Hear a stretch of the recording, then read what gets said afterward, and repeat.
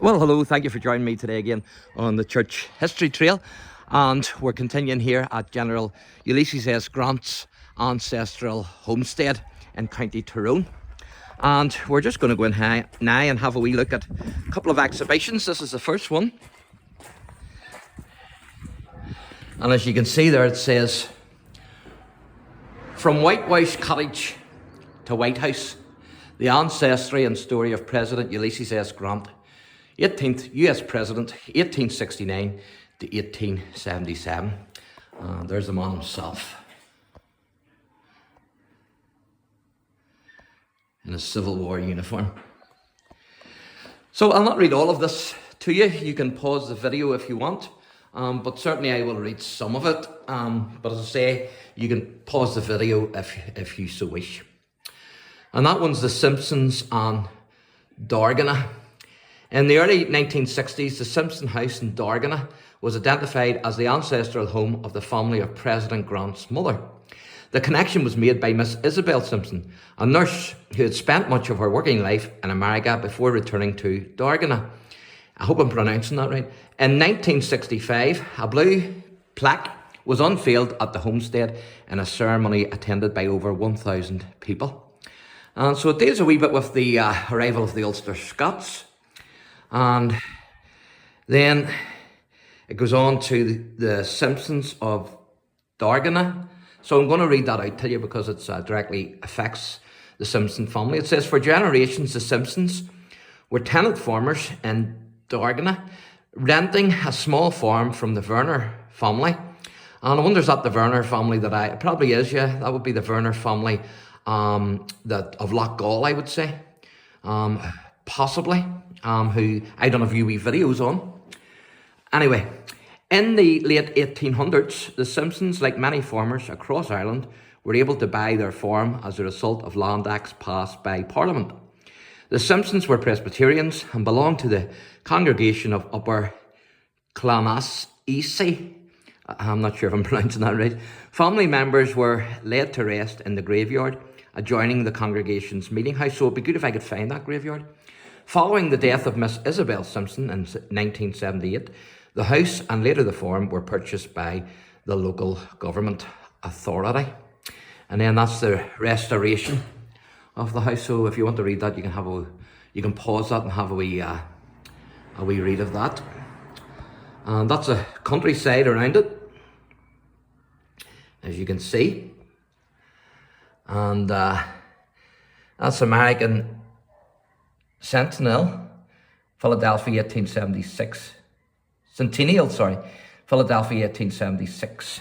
And this is Miss Simpson here, obviously, who was the nurse. Miss Isabel Simpson, and that was the programme Ulster Sails West 1974.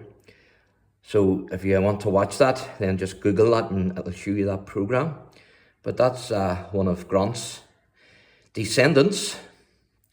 And then that's the pre-restoration cottage from the short film Ulster Sails West 1974, before the cottage was renovated. You can see the blue plaque there on it. But certainly different than what it is today. And so here it says, Ulster immigration to colonial America. So I'm just going to read, I'll not read all of this to you, I'll read some of it just. It says, since the late 1600s, families from the province of Ulster have been crossing the Atlantic in search of a new life in North America. In the early 1700s, the pace of migration quickened. There are some estimates that more than 200,000 people emigrated from Ulster to America in the 18th century. Most of these migrants were Presbyterians of Scottish ancestry. And then reasons for emigrating.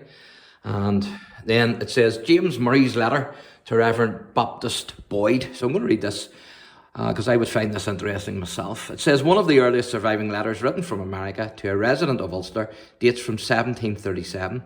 This was written by James Murray in New York, and it was addressed to Reverend Baptist Boyd, minister of the gospel, in the parish of Agalow in the county of Tyrone, living near Acknacloy. And it says, among the members of Boyd's congregation at this time were families living around Dargana, possibly including the Simpsons.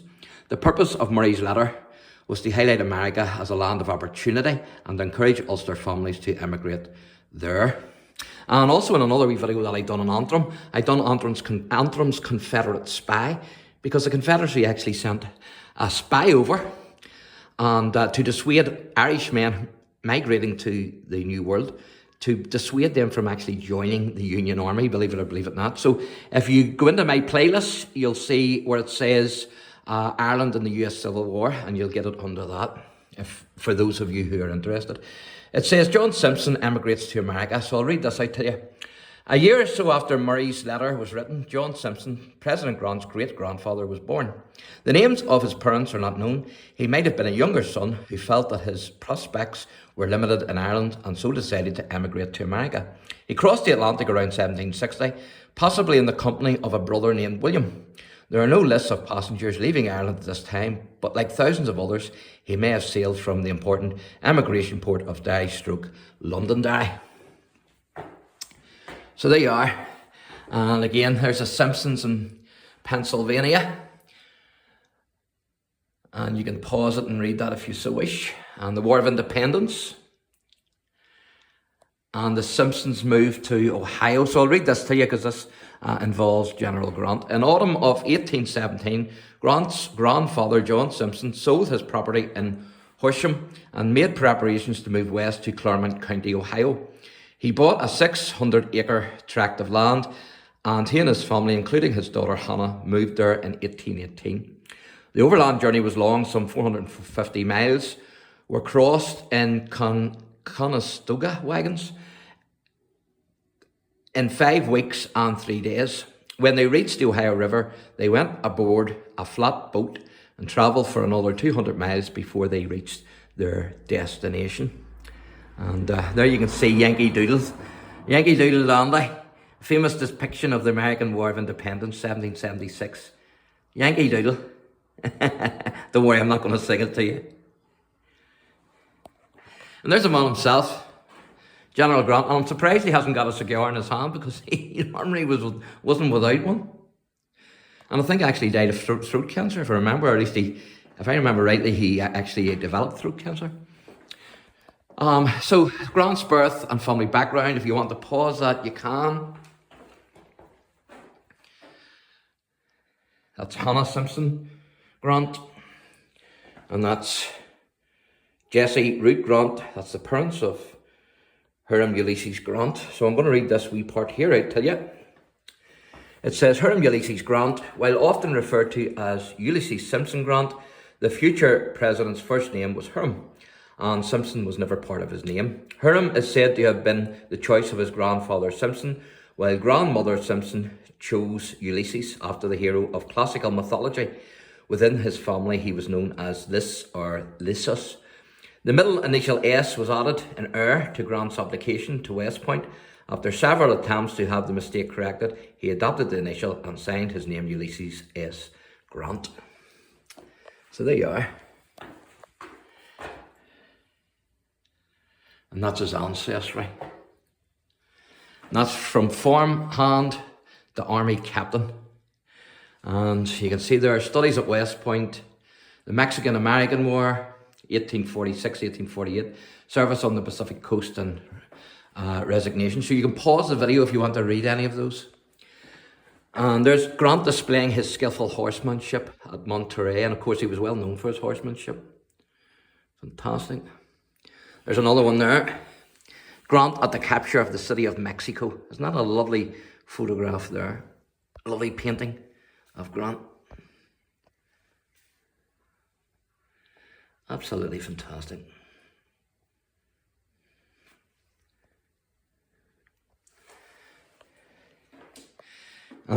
This is Grant's memoirs. The truth is, I am more of a farmer than a soldier. I never went into the army without regret and never retired without pleasure. Grant as a young officer. And of course, that's marriage, family life, and freedom for William Jones. You can pause the video again and read that if you want. There's a wee family photo of General Grant and his family in 1866.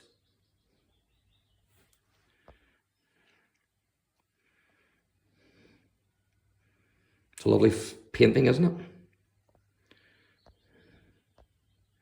There's Dred Scott, was an African-American slave in St. Louis, Missouri, who's unsuccessfully sued for freedom for himself and family in 1857. So that's us now at the other side here. And if you're wondering what this contraption here is, it's called the barn fan. And it says the grain was placed in the top. When the handle was turned, it created a vacuum, blowing away the chaff and allowing the good grain to fall to the ground. As you can see, that would have been turned. So there's General Grant himself. And there's the seal, President of the United States. That's the seal. And many significant people in Grant's life were also of Ulster Scots-Irish ancestry. So I'll go around there, and if you want to pause the video, you can do that and have a wee read of those, if you so wish.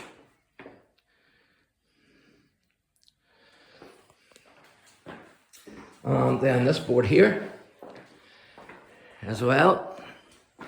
Again, if you want to read any of that, you can pause it. And so we'll finish with this one here, and then we'll go into the next exhibition.